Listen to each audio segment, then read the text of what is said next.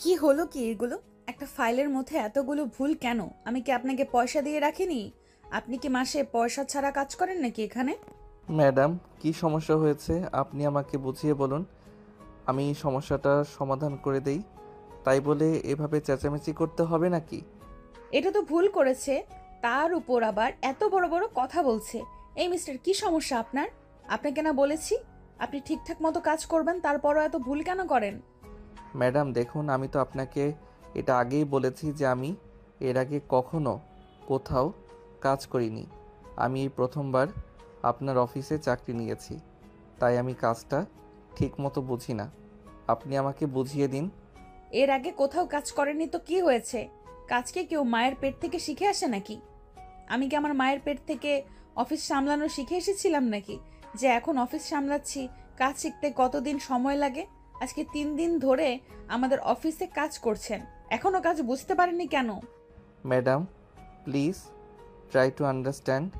আমি আমার সবটা দিয়ে ঠিক মতো কাজ করার জন্য চেষ্টা করছি, কিন্তু তারপর যদি আপনার কাজ পছন্দ না হয় তাহলে আমি কি করতে পারি সেটাই আপনি আমাকে বলুন। দেখুন মিস্টার, আমি আপনার কাছ থেকে কোনো স্কেল শুনতে চাই না। আমি যদি আপনাকে বলেছি আপনি ঠিকঠাক মতো কাজ করবেন, আর যদি ঠিকঠাক মতো কাজ করতে না পারেন, তাহলে কিন্তু মাস শেষে আপনার মাইনে কেটে রাখা হবে। ম্যাডাম আপনি এগুলো কোন ধরনের কথা বলছেন আমি সেটাই বুঝতে পারছি না। আমি সমস্যায় করে আপনাদের অফিসে চাকরি নিয়েছি, মাত্র 20,000 টাকা মাসে মাইনে। আর তার থেকে যদি আপনি টাকা কেটে রাখেন তাহলে আমি আমার সংসার চালাবো কি করে? আপনি আমার চেহারার সামনে থেকে জানতো আমি আপনার সঙ্গে কোনো কথা বলতে চাইছি না। দিলেন তো মুডটা নষ্ট করে। একটা কাজ করছিলাম, সেটাও আর করা হলো না। চুপচাপ এখান থেকে এখন বের হয়ে চলে যান, আমি আপনার সঙ্গে কোনো কথা বলতে চাই না। সাগর তখন আর কোনো কথা না বলে চুপচাপ নদীর কেবিন থেকে বের হয়ে নিজের কেবিনে চলে আসলো আর ফাইলগুলো আবার দেখতে লাগলো। সত্যি তো, একটা ফাইলে এতগুলো ভুল কি করে হয়? যাই হোক, পরে আবার এই কাজগুলো মনোযোগ দিয়ে বের করতে লাগলো। কাজ শেষ হলে আবার সেই নদীর কেবিনে ফাইলগুলো নিয়ে গেল। ম্যাডাম এই নিন, আমি ফাইলগুলো ঠিক করে এনেছি। ঠিক আছে, সমস্যা নেই, আপনি ফাইলগুলো রেখে যান। আর একটা কথা আমি আপনাকে শেষবারের মতো বলে দিচ্ছি, আজকের পর থেকে যদি আমার কাজে কোনো রকম কোনো ভুল হয়, তাহলে আমি কিন্তু সেটা আর বরদাস্ত করব না। আমি সত্যি সত্যি আপনার বেতন থেকে মাইনে কেটে রাখবো। কারণ আপনি জানেন আমি আপনাকে 5 বছরের জন্য হায়ার করেছি। এই 5 বছর আপনি আমার কোম্পানিতে কাজ করবেন, তাই আপনাকে তো চাকরি থেকে বরখাস্ত করতে পারবো না। এটাই আমার জন্য একমাত্র উপায়। সাগর তখন আর কোনো কথা না বলে চুপচাপ নদীর কেবিন থেকে বের হয়ে চলে আসলো। কারণ এখানে তার কোনো কিছুই বলা নেই। কারণ এটা সত্যি যে সে ফ্যামিলির দুরবস্থা দূর করার জন্য নদীর অফিসে চাকরি নিয়েছে।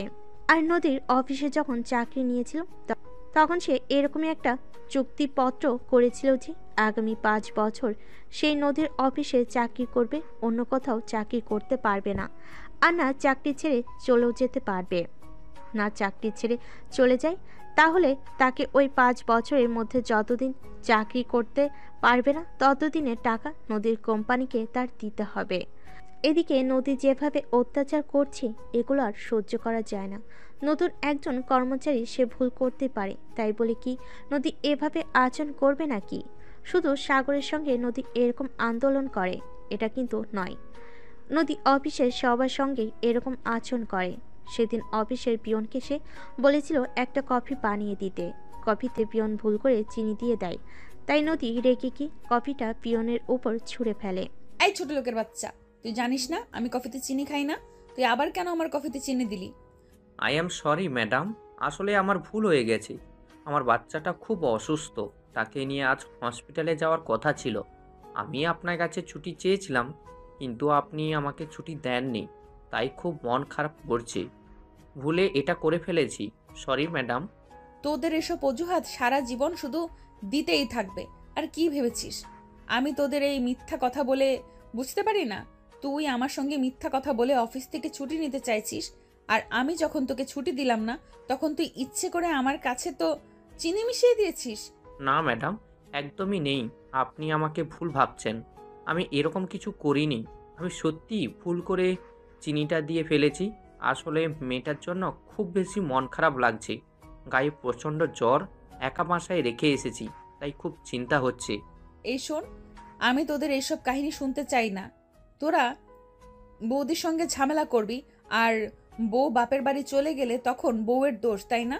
শোন, তুই এক্ষুনি এখান থেকে চলে যা। আমি তোর চেহারাটাও দেখতে চাই না। ম্যাডাম প্লিজ, আপনি বিশ্বাস করুন, আমি ইচ্ছে করে আপনার সঙ্গে ঝামেলা করিনি। আপনার বৌদি আমার সঙ্গে ঝামেলাটা করেছে। তাছাড়া আপনি দেখুন, একটা মেয়ে যত রাগই করুক, সেই রাগের জন্য কি বাচ্চাদের রেখে এভাবে চলে যেতে পারে? ছোট্ট একটা মেয়ে আমার। তুই এখান থেকে যাবি? আমি তোর এসব ফালতু লেকচার শুনতে চাইছি না, আর আমার এসব ফালতু লেকচার শুনতে একদম ভালো লাগছে না। চুপচাপ এখান থেকে চলে যা বলছি, তা না হলে কিন্তু তোর সঙ্গে আরো খারাপ কিছু হয়ে যাবে। পিয়ন তখন আর কোনো কথা বলার সাহস পেল না। সে চুপচাপ নদীর কেবিন থেকে বের হয়ে চলে গেল। এদিকে নদী অফিস শেষ করে বাসে আসলো। তখন তার আব্বু তাকে বলল, নদী, আমার মনে হয় তুমি একটু বেশি অহংকারী হয়ে গেছো। তুমি মানুষকে মানুষ মনে করো না। তুমি মানুষের সঙ্গে যা ইচ্ছে তাই ব্যবহার করো। এগুলো কিন্তু আমি তোমার কাছ থেকে আশা করি না। আব্বু, তুমি ভুলে গেছো, আমি ভুল মানুষের সঙ্গে ভুল আচরণ করি না। ওরা যা ইচ্ছে তাই করে বেড়াবে, আমি সেগুলো বরখাস্ত করব নাকি? আমি অফিসের এমডি, আমাকে তো সব কিছু মেনটেন করেই চলতে হবে, তাই নয় কি?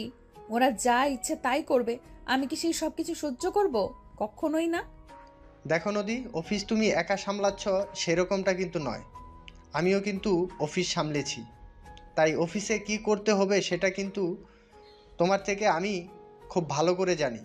আর একটা কথা ভুলে যেও না, আমি তোমার বাবা। তুমি আমার সঙ্গে যদি এরকম আচরণ করতে পারো, তাহলে তুমি অফিসের স্টাফদের সঙ্গে কেমন আচরণ করো, তাই আমি তোমাকে হুঁশিয়ার করে দিচ্ছি, তুমি অফিসের স্টাফের সঙ্গে এমন আচরণ করবে না। না হলে আমি তোমার কাছ থেকে অফিসের দায়িত্ব নিয়ে নেব। কারণ মানুষ কখনোই খারাপ আচরণ কারো কাছ থেকে আশা করে না। কখনোই না। আমি কারোর সঙ্গে খারাপ আচরণ করছি না। আমি যার যেটা যোগ্য সেটাই করছি। তারা কেন ইচ্ছে করে ভুল কাজ করবে? তারা কেন সবকিছু মনোযোগ দিয়ে করবে না? এগুলো আমার দেখা কর্তব্য, তাই আমি এগুলোই করি। যাই হোক, তোমাকে না বলেছিলাম আমার ডক্টরের কাছে যেতে? তুমি ডক্টরের কাছে যাওনি কেন? আমি তো ডক্টরের কাছে অ্যাপয়েন্টমেন্ট করে রেখেছিলাম, ডক্টরের ফি অ্যাডভান্স করে দিয়েছি। তাহলে তুমি ডক্টরের কাছে গেলে না কেন? ড্রাইভার পায়ে ব্যথা পেয়েছে, গাড়ি চালাতে পারবে না, তাই যাওয়া হয়নি। তোমাকে চিন্তা করতে হবে না, আমি আগামীকাল সময় মতো চলে যাব। ড্রাইভারকে কিছু ওষুধ এনে দিয়েছি, ড্রাইভার এগুলো খেয়ে সুস্থ হয়ে নিক। এই যে এটাই হলো ছোট লোকের বাচ্চাদের সমস্যা। ওরা যখনই কোনো সুযোগ পাবে তখনই সেটা সৎ ব্যবহার করবে। ওরা জানে তুমি ওদের কিছুই বলবে না, তাই করার ইচ্ছা এরকম করে। না, কেউ ইচ্ছে করে এরকম করে না, কারণ এটা আমি খুব ভালো করেই জানি। কেউ ইচ্ছে করে অসুস্থ সাজে না, কেউ ইচ্ছে করে নিজের সমস্যা বাধায় না। এই যে এটাই হলো তোমার সমস্যা। সবাই তোমাকে খুব সহজ সরল মনে করে, আর তোমাকে খুব সহজেই ব্যবহার করতে পারে। যাই হোক, তুমি যা ইচ্ছে তুমি তাই করো। ইচ্ছে হলে ডাক্তারের কাছে যাও, না হলে না যাও। আমি তোমাকে কোনো কিছু বলতে যাব না, কারণ তুমি তো আমার কোনো কথাই শুনবে না। তোমার যখন যেভাবে ইচ্ছা হবে তুমি সেভাবেই চলবে। ঠিক আছে, আমি তোমাকে আর কিছুই বলবো না। এই কথা বলে নদী তার আব্বু কি আর কোনো কথা বলার সুযোগ না দিয়ে নিজের রুমে চলে গেল। আর এদিকে রুমে এসে দেখতে পেল কাজের মেয়েটা তখনও রুম গোছাচ্ছে। এটা দেখে নদীর মেজাজ আরও বিকে গেল। সে চিৎকার করে কাজের মেয়েটাকে বলল, কিরে, তোর এতক্ষণে সময় হলো ঘর গোছানোর? আমি না তোকে বলেছিলাম আমি অফিস থেকে ফিরে আসার আগেই তুই সবকিছু ঠিক করে রাখবি? তাহলে তুই এতক্ষণে কেন আমার ঘর গোছাতে এসেছিস? ম্যাডাম, আসলে সাহেবের অনেকগুলো কাপড় চোপড় জমা পড়েছিল, ওগুলো পরিষ্কার করতে করতেই দেরি হয়ে গেল, তাই আমি আপনার রুমটা গোছাতে পারিনি। কিন্তু ম্যাডাম, আপনি আমাকে 10টা মিনিট সময় দেন, 10 মিনিটের মধ্যেই আমি সব কিছু করে দিচ্ছি। এই শোন, তোকে আমি শেষবারের মতো বলছি, তুই যদি কাজ করতে না পারিস তাহলে আমাকে বলে দে, আমি অন্য কাজের লোক দেখে নিব। কিন্তু আমার এসব হেয়ালিপনা একদম চলবে না। আমি আমার সময় মতো কাজ চাই। আমার কাছে সময় অনেক দাম। আমি সময়ের অপব্যাখ্যা একদম পছন্দ করি না। তুই যদি সময় মতো কাজ করতে না পারিস তাহলেই আগামীকাল থেকে আমার বাসায় কাজ করতে আসবি। আর আমার বাসায় কাজ করতে আসার কোনো প্রয়োজন নেই। আমি আমার কাজ করার জন্য লোক খুঁজে নেব। ম্যাডাম, দয়া করে আপনি আমার সঙ্গে এরকম করবেন না। আপনি তো জানেন আমার বাড়িতে আমার বাবা কতটা অসুস্থ। ফ্যামিলির দায়িত্ব নেওয়ার জন্য শুধুমাত্র আমিই আছি। তাই আপনি যদি আমাকে কাজ থেকে বের করে দেন তাহলে আমি আর ফ্যামিলির খরচ চালাতে পারবো না, তাহলে আমার ফ্যামিলিকে না খেয়ে মরতে হবে। প্লিজ ম্যাডাম, আপনি আমার সঙ্গে এরকম করবেন না। তুই এখন আমার চোখের সামনে থেকে যা, আমার রুম থেকে গোছাতে হবে না। সারাদিন কি কাজ করিস আল্লাহ জানে, আর সব সময় শুধু আমাদেরকে অজুহাত দেখাতেই থাকিস, তাই না? বড়লোক পেতেই হলো, আর তখনই সেখানে সুবিধা পেতে বসবি। এটাই হলো তোদের মতো ছোট লোকদের একটা অভ্যাস। এখন আমার চোখের সামনে থেকে যা, আমি বিশ্রাম নেব। ম্যাডাম দেখুন, আমাদের চাকরি বাকরি করার মতো সামর্থ্য নেই বলেই আপনাদের মতো বড়লোকদের বাসায় কাজ করি, তাই বলে আপনারা এরকম ব্যবহার করবেন না। মনে রাখবেন, আমরাও মানুষ। আল্লাহ তাআলা অহংকারীদের কখনোই পছন্দ করে না। আল্লাহ তাআলা অহংকারকারীদের পতন একদিন না একদিন করবেন। এই শোন, আমাকে কখনোই জ্ঞান দিতে আসিস না। আমি তোর চাইতে মূর্খ নই যে আমাকে তুই জ্ঞান দিতে আসবি। আমি সব কিছু জানি আর সব কিছু ভালো করেই বুঝি, তাই আমাকে কখনোই জ্ঞান দেওয়ার চেষ্টা করবি না। এখন চুপচাপ এখান থেকে চলে যাও, আমার সঙ্গে কোনো ঝামেলা করবি না। কাজের মেয়েটা তখন আর কোনো কথা না বলে চুপচাপ সেখান থেকে চলে গেল আর নিজের কাজ করতে থাকলো। এদিকে নদীর রুমে এসে কাপড় চোপড় চেঞ্জ করে বিছানায় শুয়ে ঘুমিয়ে পড়ল।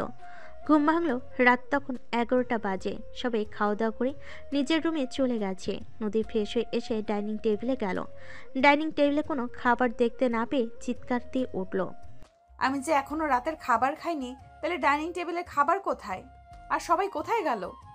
নদীর চিৎকার শুনে কাজের মেয়েটা দৌড়ে আসলো আর বলতে লাগলো, ম্যাডাম, সবাই যখন রাতের খাবার খেতে আসলো তখন তো আমি আপনার রুমের দরজায় অনেকবার নক করেছিলাম। আপনি তো ভেতর থেকে কোনো সাড়া শব্দ করেননি, তাই মনে মনে ভেবেছিলাম আপনি হয়তো খাবেন না। তাছাড়া খালা আম্মা বলল আপনার কথা হয়তো আপনি বাইরে থেকে খাবার খেয়ে এসেছেন, তাই আর খাবেন না। এই কে কি বললো আর কে কি না বললো শেষ হলে তুই বসে থাকবি নাকি আমি রাতের খাবার খাবো না? তো এতক্ষণ আমার জন্য খাবার তৈরি করে, আর আমি এক্ষুনি খাবার খাবো। কিন্তু ম্যাডাম, এখন তো আর কোনো খাবার অবশিষ্ট নেই। আসলে দারোয়ান আজ বাসা থেকে খাবার নিয়ে আসেনি, তাই আপনার জন্য যে খাবার রাখা হয়েছিল ওটা ওনাকে দিয়ে দেওয়া হয়েছে। তার মানে কি আমি কি এখন কোনো খাবার খাবো না নাকি? আমি কোনো কথা শুনতে চাই না, 10 মিনিটের মধ্যে আমার টেবিলে খাবার দেখা চাই। নদীর এই চিৎকার চেঁচামেচি শুনে তার আম্মু রুম থেকে দৌড়ে আসলো আর তাকে বলল, কি ব্যাপার, যে কি হয়েছে? তুমি এত রাত দুপুরে চিৎকার করছো কেন? তুমি জানো না তোমার আব্বু অসুস্থ, অনেক কষ্ট করে ঘুমাতে হয়। এখন যদি তোমার চিৎকার শুনে ঘুম ভেঙে যায় তাহলে তো সারা রাত আর ঘুমাতে পারবে না। আমি কোনো কথা শুনতে চাই না, তার আগে আমাকে এইটা বলো যে আমার জন্য খাবার কেন রাখা হয়নি, আর কেউ আমাকে ঘুম থেকে কেন ডেকে তোলেনি? জানো না আমি বাইরের খাবার খাই না, সবসময় বাড়িতেই খাবার খাই। তুমি ভুলে যেও না, কাজের মেয়ে তোমার রুমের দরজায় অনেকবার নক করেছিল, যেটা আমি নিজের চোখে দেখেছি। তুমি কিন্তু রুমে থেকে কোনো সারা শব্দ করনি, তাই আমি ওকে বলেছি তুমি হয়তো বাইরে থেকে খাবার খেয়ে এসেছো, যে খাবারটা বেঁচে গেছে ওটা দারোয়ানকে দিয়ে দিতে।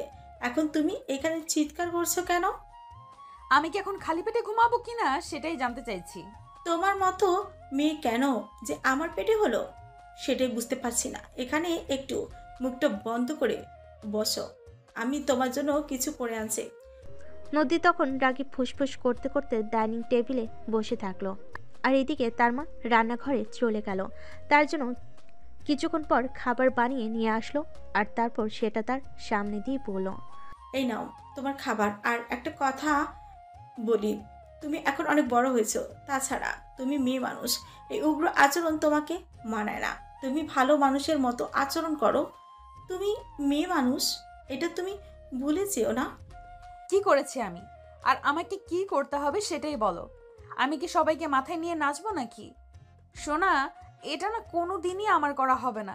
আমি আমার মতোই চলতে পছন্দ করি। তোমরা যাই কিছু বলো না কেন আর যাই কিছু করো না কেন, আমাকে কখনোই কেউ তোমাদের মতো করে নাচাতে পারবে না। সেটা আমার খুব ভালো করে জানি, সেই জন্যই তোমাকে বলেছি। না, তোমাকে বলছি এই জন্য যে তুমি মেয়ে মানুষ, অচেনা হোক, কাল তোমাকে বিয়ে করতে হবে। আর শ্বশুরবাড়িতে গিয়ে যদি তুমি এই আচরণগুলো করো তাহলে তোমার শ্বশুর বাড়ির মানুষজন সন্ধ্যাবেলা তোমাকে নিয়ে রাতের বেলা ফেরত দিয়ে যাবে। আমি বিয়ে করব, এই কথা কি কখনো আমি তোমাদেরকে বলেছি? তাহলে এত আগ বাড়িয়ে কথা বলতে চাও কেন? আমি কখনোই বিয়ে করব না, আমি এভাবেই ভালো আছি। আমি আমার মতন থাকতে পছন্দ করি। আমি কেন নিজের ইচ্ছা একটা সমস্যা নিজের কাঁধে তুলে নেব? তখন নদীর আম্মু আর কোনো কথা না বলে, কারণ তিনি খুব ভালো করে জানেন এখন যদি তিনি নদীর সঙ্গে আর কোনো কথা বলেন তাহলে নদী ওটাকে তিলকে তাল বানিয়ে আরও ইচ্ছে মতো চেঁচামেচি করবে।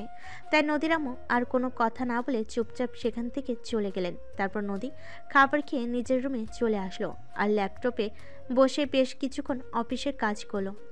আর অফিসের কাজ শেষ হতে হতে রাত 2টা বেজে গেল। তারপর সে ঘুমিয়ে পড়ল। তার পরের দিন সকালবেলা নীল ঘুম থেকে উঠে জামা কাপড় পরিষ্কার করছিল। তখনই তার ছোট বোন সেখানে আসলো আর তাকে বলতে লাগলো, আরে ভাইয়া, তুই কেন এই সকালবেলা উঠে জামা কাপড় পরিষ্কার করছিস? এগুলো রেখে যা, আমি পরিষ্কার করে দেব। আজ আমার কলেজ নেই, আজ বাড়িতেই আসি, কোনো সমস্যা হবে না। বাড়িতে আছেই বলেই কি আমার সব কাজ তোর করে দিতে হবে নাকি? তুই একটা মানুষ আর আমিও একটা মানুষ। আমার শরীরে যতটুকু শক্তি তোর শরীরে তার সাথে কম শক্তি। তাছাড়া সামনেই তোর এক্সাম আছে, এখন তাকে মনোযোগ দিয়ে পড়াশোনা করতে হবে। তুই পারিস, কোন কাজ করবি না সবগুলো আমি করে নিব। আরে ভাইয়া, তুই এরকম কেন বলতো শুনি? সারাদিন অফিসে কত কাজ করিস, তারপর আবার বাসায় এসে সব কাজ করিস, আমাকে কোনো কাজই করতে দিস না। এদিকে আম্মুর সমস্ত কাজ পর্যন্ত তুই করে দিস, তুই এরকম কেন বল? শোন, মানুষ কাজ করলে না মরে যায় না, কাজ করলে শরীর আর মন দুটোই ভালো থাকে, তাই আমি কাজ করি। যাই হোক, এখন কোনো কথা না বলে চুপচাপ আমার জন্য নাস্তা রেডি কর। আমি নাস্তা খেয়ে তারপর অফিসে চলে যাব। তাছাড়া তুই তো খুব ভালো করে জানিস আমাদের অফিসে এখন নতুন এমডি এসেছে। সময় মতো অফিসে না পৌঁছালে তার কথা শুনতে হয়। হ্যাঁ, আমিও শুনেছি তোদের অফিসের নতুন এমডি নাকি খুব খারাপ, সবার সঙ্গে খুব বাজে ব্যবহার করে। এই মেয়েটা এমন কেন বলতো শুনি? জানি না রে ভাই, তবে সবার সঙ্গে খুব খারাপ আচরণ করে। মেয়ে মানুষের আচরণ এতটা বাজে হতে পারে, এটা আমার প্রথম এক্সপিরিয়েন্স। বলছি, অফিসের এমডি, তাই বলে কি সবার সঙ্গে এরকম আচরণ করবে? যাই হোক, বাদ দেশে এসব কথা। এখন তুই তাড়াতাড়ি চলে যা আমার জন্য তার নাস্তা রেডি করতে, না হলে আবার না খেয়ে অফিসে যেতে হবে। এই কথা শুনে সেখান থেকে সোজা রান্নাঘরে চলে গেল আর সাগরের জন্য কিছু নাস্তা বানিয়ে আনলো। ততক্ষণে সাগর কাপড় চোপড় ধুয়ে ফ্রেশ হয়ে খাবার টেবিলে চলে এসেছে। আর এইদিকে তিশা তাকে খাবার এনে দিল। তারপর সে খাবারটা খেয়ে তার আম্মুর রুমে গেল। আম্মু, তোমার শরীর এখন কেমন আছে? কয়দিন ধরে অফিসের কাজের চাপ একটু বেশি, তাই তোমার সঙ্গে কোনো কথা বলতে পারি না। এই তো বাবা, এখন আগের চাইতে অনেকটাই ভালো আছে। একটা কাজ করিস, আমার কিছু ঔষধ শেষ হয়ে গেছে, তিশাকে বলবো তোকে মেসেজ করে দিতে, বিকেলে আসার সময় নিয়ে আসিস। আচ্ছা ঠিক আছে, কোনো সমস্যা নেই।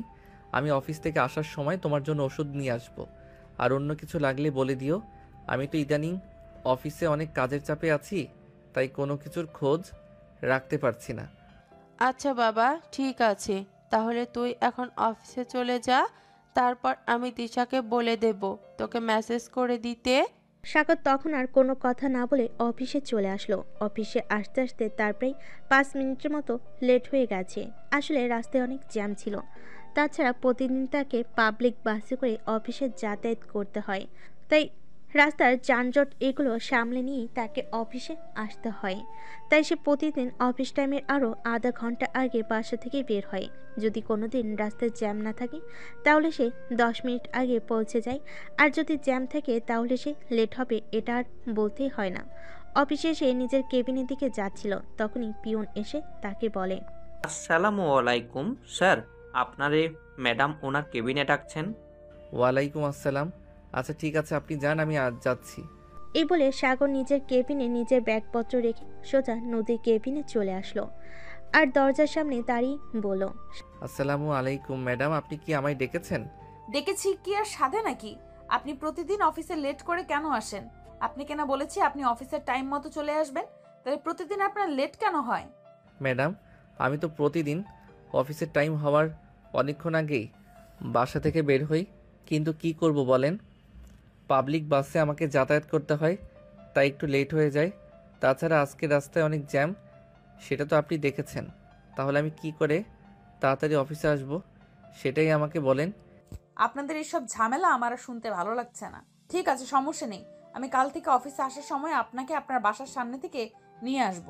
সময় মতো রেডি হয়ে থাকবেন। তবে তখন যদি 2 মিনিট লেট হয় তাহলে কিন্তু আপনার খবর আছে, এটা আমি আপনাকে বলে দিলাম। দেখুন ম্যাডাম, আমরা মানুষ, আর মানুষ মাত্র ঝামেলা সমস্যাগুলি থাকতেই পারে যদি কিন্তু পারফেক্ট টাইমে বাসা থেকে বের হয় না আর অফিসেও পৌঁছাতে পারে না। আপনি কি শিওর হয়ে বলতে পারেন আপনি কোনো দিন অফিস টাইমে 2 মিনিট আগে পরে পৌঁছাননি? এই মিস্টার, সাবধানে কথা বলুন। এটা আমার অফিস। আমি কখন আসবো না আসবো সেটা আমার ব্যক্তিগত ব্যাপার। এই ব্যাপারে আমি আপনার কাছ থেকে কোনো কথা শুনতে চাই না। আপনি আমার অফিসের কর্মচারী, আমি আপনার দেখভালের জন্য রেখেছি। আপনি আমার দেখাশোনার জন্য নন। বুঝতে পেরেছেন? হ্যাঁ ম্যাডাম, সেটা আমি খুব ভালো করেই জানি। আমাদের সব ব্যাপারে আপনার অধিকার আছে, কিন্তু আপনার কোনো ব্যাপারে আমরা কেন কৈফিয়ত নিতে যাব সেটা তো জানি। কিন্তু ম্যাডাম দেখুন, আপনিও একজন মানুষ আর আমরাও মানুষ। আপনি আপনার বাসায় কোনো কাজ করেন না, কিন্তু আমাদের প্রত্যেকটা মানুষকে বাসায় টুকটাক হলেও কিছু কাজ করতে হয়, আর সেগুলো করেই কিন্তু অফিসে আসতে হয়। এই, আপনি আপনার মুখটা বন্ধ করেন তো। আমি সব কাহিনী শোনার জন্য আপনাকে এখানে ডেকে আনিনি। আপনাকে যেটা বলতে ডেকে এনেছি সেটা হলো, আগামীকাল আমি আপনাকে অফিসে নিয়ে যাব। ঠিক 9:40 আপনি আপনার বাসার সামনে অপেক্ষা করবেন। আচ্ছা ম্যাডাম, ঠিক আছে, কোনো সমস্যা নেই। আমি কাল থেকে বাসার সামনে আপনার জন্য অপেক্ষা করব। ঠিক আছে, এখন আপনি একটা কাজ করুন, আমার জন্য 1 কাপ কফি বানিয়ে আনুন। কিন্তু ম্যাডাম, এগুলো তো আমার কাজ না। এগুলো করার জন্য আপনার পিয়ন আছে, আপনি ওনাকে বলুন। এই, আপনি এত কথা কেন বলেন? আপনাকে যেটা করতে বলেছি আপনি সেটাই করেন। আমি আর কোনো কিছু শুনতে চাচ্ছি না। বুঝতে পেরেছেন? সাগর তখন বুঝতে পারল এখানে কথা বলে আর কোনো লাভ হবে না, অযথাই ঝামেলা করবে। তাই সে আর কোনো কথা না বলে অফিসের কিচেন রুমে চলে গেল ম্যাডামের জন্য কফি বানাতে। তখনই অফিসের পিয়ন সেখানে আসলো আর সাগরকে সেখানে দেখে বলল, কি ব্যাপার স্যার, আপনি হঠাৎ কিচেন রুমে কি করছেন? আপনাকে তো কখনো এখানে আসতে দেখিনি, আজ আবার হঠাৎ কি হলো? আমি কি ইচ্ছে করে এখানে এসেছি নাকি সেটা আপনিই বলেন। ম্যাডাম আমাকে বলো ম্যাডামের জন্য কফি বানিয়ে নিতে, তাই তো আমি এখানে এসেছি। সত্যি জানি না এটা অফিসে চাকরি নিয়েছি নাকি জেলখানায়। এখানে ম্যাডাম আমাদের সঙ্গে এত বাজে আচরণ করে এটা আমি কোনো দিনও কোনো ম্যাডামকে করতে দেখিনি। ম্যাডাম এরকম কেন সেটাই বুঝতে পারি না, সবার সঙ্গে এত খারাপ আচরণ করে। কিন্তু আমাদের তো এখন আর কিছুই করার নেই, কারণ আমরা তো এই অফিসে চাকরি করব বলে চুক্তিবদ্ধ হয়েছি। এখন তো আর চাকরি ছেড়ে চলে যেতে পারবো না। কারণটা যেমন আপনিও জানেন তেমনি আমিও জানি। আমরা যদি এই অফিস থেকে চাকরি ছেড়ে চলে যাই তাহলে চুক্তির থেকে যে কয়দিন ডিউটি করব না সেই কয়দিনের টাকা আমাদেরকে দিয়ে যেতে হবে। হ্যাঁ সেটাই তো, তার জন্যই তো এত প্রবলেমে রয়েছি। তা না হলে তো কবেই এই অফিসের চাকরি ছেড়ে অন্য কোথাও চলে যেতাম, অন্য কোথাও চাকরি খুঁজে নিতাম। যাই হোক, যেটা হওয়ার সেটা তো হয়েই গেছে। এখন আর চিন্তা করে কি হবে? এখন ভবিষ্যতের দিন কি করে পার হবে সেই চিন্তাই করা যাক। হ্যাঁ সেটাই, এখন তো আর সেটা করা ছাড়া অন্য কোনো উপায় নেই। যাই হোক, আপনার কাজে বিরক্ত করলাম, তাড়াতাড়ি কাজ শেষ করে চলে যান, তা না হলে তো আবারও বকা শুনতে হবে। এই বলে পিয়ন সেখান থেকে চলে গেল। আর এদিকে সাগর তাড়াতাড়ি করে কফি বানিয়ে নদীর কেবিনে নিয়ে গেল। এক্সকিউজ মি ম্যাডাম, আমি কি ভিতরে আসবো? তো কি, দরজায় দাঁড়িয়ে দাঁড়িয়ে কফিটা ঠান্ডা করে শরবত বানিয়ে তারপর আমাকে দেবেন নাকি? না মানে ম্যাডাম, আপনি তো বলেছেন কখনো যেন আপনার কেবিনে অনুমতি ছাড়া না ঢুকি। তাই তো আমি আপনার কেবিনের দরজার সামনে দাঁড়িয়ে অনুমতি চাই যে ভিতরে আসবো কিনা। আসুন। আর হ্যাঁ, এই যে ফাইলগুলো, এগুলো ঠিক করে দেবেন কালকের মধ্যেই। এখনো শিপমেন্ট আছে। আমি কিন্তু আজকের মতো এগুলো কাজ শেষ হওয়া চাই। আমি কি আপনার কাছ থেকে কোনো এক্সকিউজ শুনতে চেয়েছি নাকি? আমি শুধু আপনাকে বলেছি আপনি আজকের মধ্যে এগুলোর কাজ শেষ করে দেবেন। আগামীকাল সকাল 10টার মধ্যে আমি এগুলো নিয়ে ক্লায়েন্টের সঙ্গে দেখা করতে যাব। ম্যাডাম, আপনি যদি গতকাল কেউ আমাকে বলতেন তাহলে আমি চেষ্টা করে দেখতে পারতাম, কিন্তু এগুলো আজ করা আমার পক্ষে কোনোভাবেই সম্ভব নয়। কারণ এতগুলো ফাইল, আর ভুল হলে তখন তো আপনার বকুনির সাথে ফ্রি আছে। আপনি এখান থেকে যাবেন কি যাবেন না সেটাই আমি জিজ্ঞেস করছি। আমি আপনার কাছ থেকে কোনো কথা শুনতে চাইছি না। আজ যেইভাবেই হোক আপনাকে এই কাজগুলো শেষ করতে হবে। আমি অন্য কোনো কথা শুনতে চাই না। সাগর তখন কি করবে কিছু বুঝতে না পেরে একগাদা ফাইল দিয়ে নিজের কেবিনে চলে আসলো। মাথায় হাত দিয়ে বসে আছে। এতগুলো ফাইলের কাজ একদিনে শেষ করা কোনোভাবেই সম্ভব না।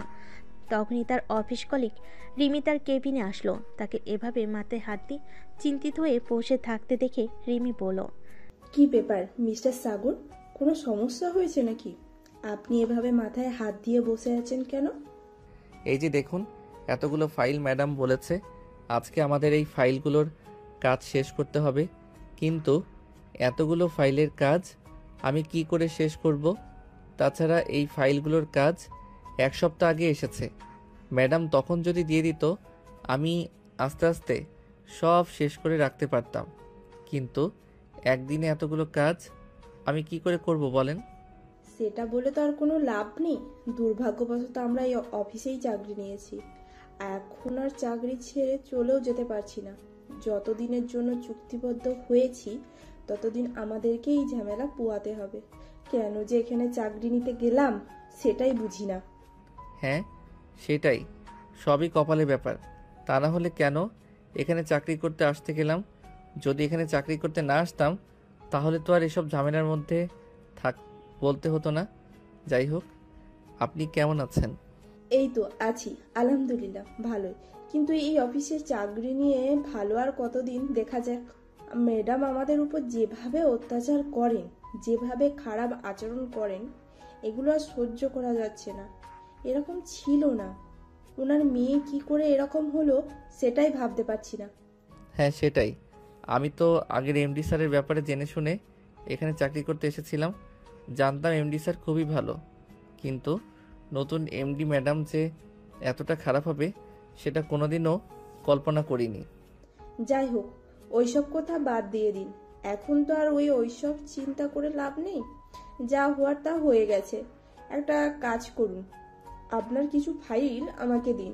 আমার আজকে কাজ একটু কম আছে, আমি দেখি আপনাকে একটু সাহায্য করতে পারি কিনা। কিন্তু ম্যাডাম যদি জানতে পারে তাহলে তো অনেকগুলো কথা শুনতে হবে। আমি কষ্ট করে করে নেব, আমার জন্য আপনাকে কোনো কথা শুনতে হবে না। আপনি চলে যান, আপনি আপনার কাজ করুন। আরে ভাই, ম্যাডাম কোনোভাবেই জানতে পারবে না। ম্যাডাম নিজের কেবিনে বসে কারোর সঙ্গে ফোনে কথা বলছে, সেটা আমি দেখে এসেছি। আপনি আমাকে কিছু ফাইল দিন, আমি ফাইলের কাজ করে তারপর চুপচাপ আপনার কাছে দিয়ে যাব। ম্যাডাম কিচ্ছু জানতে পারবে না।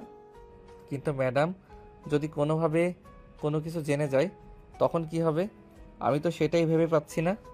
আরে বললাম তো, চিন্তার কোনো কারণ নেই। ম্যাডাম কোনোভাবেই কোনো কিছুই জানতে পারবে না। আমি সমস্ত গোপনীয়তা রক্ষা করেই কাজ করব। আপনার সঙ্গে তো অনেক দিন ধরেই কাজ করছি। আপনি কি কখনো দেখেছেন আমি এরকম কোনো কাজ করেছি যাতে আপনাকে কিংবা অফিসের অন্য কাউকে কোনো সমস্যায় পড়তে হয়েছে? আচ্ছা ঠিক আছে, এই নিন। তবে ম্যাডাম যেন কোনোভাবেই কোনো কিছু জানতে না পারে, তাহলে কথা আপনাকেও শুনতে হবে, সেই সঙ্গে আমাকেও হয়তো পানিশমেন্ট পেতে হতে পারে।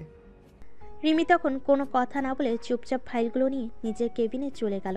আর এদিকে কিছুক্ষণ পর নদী সাগরের কেবিনে আসলো। কি ব্যাপার, কাজকর্ম কেমন চলছে? আমাকে কি আজকের মধ্যে ফাইল কাজ শেষ করে দিতে হবে?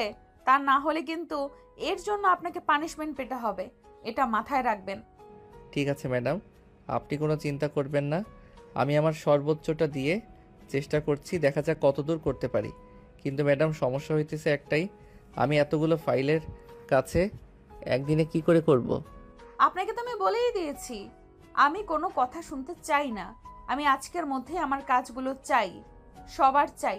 তা না হলে আপনাকে এর জন্য পানিশমেন্ট পেতে হবে, এটাই আমার শেষ কথা। এই কথা বলে গটগট করে নদী সাগরের কেবিন থেকে বের হয়ে চলে গেল। আর এদিকে সাগর নিজের মতো করে কাজ করতে থাকলো। কাজ করতে করতে বিকাল 3টা বেজে গেছে।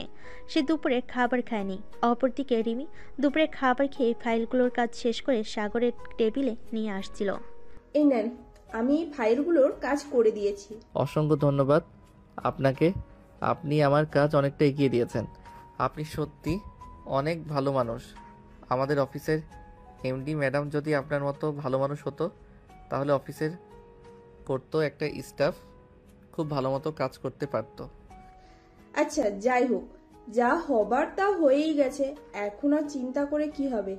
আপনি দুপুরের খাবার খেয়েছেন? না, দুপুরে খাবারের সময় কি হয়ে গেছে নাকি? আরে কি বলেন, আপনি কোন জগতে আছেন? আমি তো সেটাই বুঝতে পারছি না। এখন বিকেল 3টে বেজে গেছে আর আপনি এখন আমাকে জিজ্ঞাসা করছেন দুপুরে খাবার সময় হয়ে গেছে নাকি? না মানে আসলে আপনি তো জানেন আমাকে কাজ করে খুব তাড়াতাড়ি শেষ করতে হবে, তা না হলে আবার ম্যাডামের বকুনি খেতে হবে, তাই তাড়াতাড়ি করে কাজগুলো শেষ করছিলাম।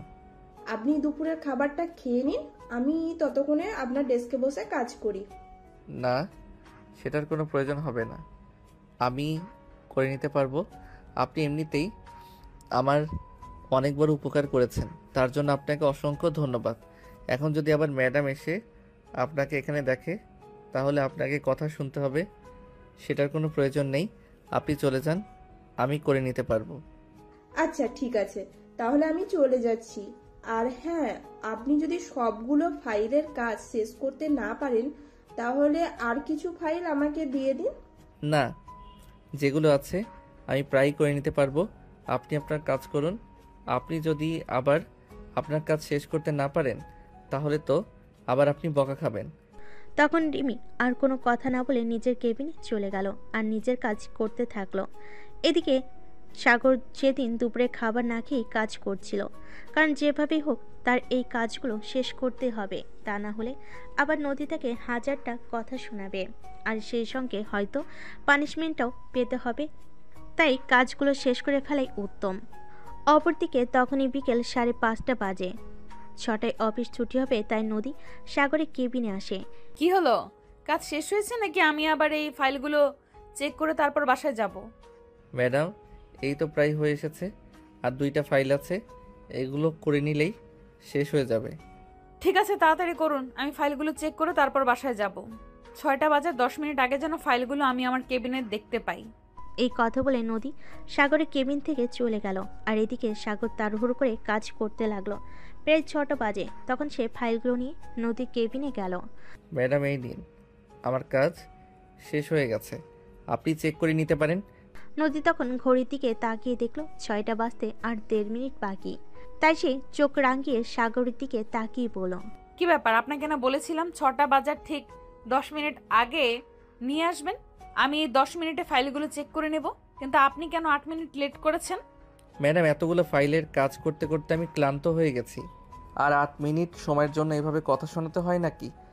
দেখুন, আমি অফিসের প্রত্যেকটা স্টাফকে বলে দিয়েছি, আপনাদের কাছে সময়ের মূল্য না থাকতে পারে, আমার কাছে সময়ের মূল্য আছে। আমার কাছে আমার প্রত্যেকটা মিনিটের দাম 1 ঘন্টার সমান। আপনারা কেন এই বিষয়গুলো গায়ে লাগান না?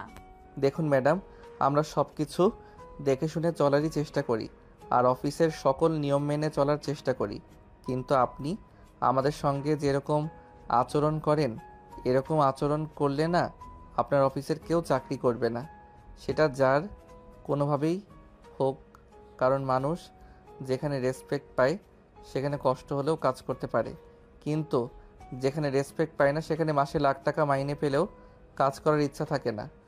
ও তাই নাকি? তাহলে আমার এখানে পড়ে আছেন কেন?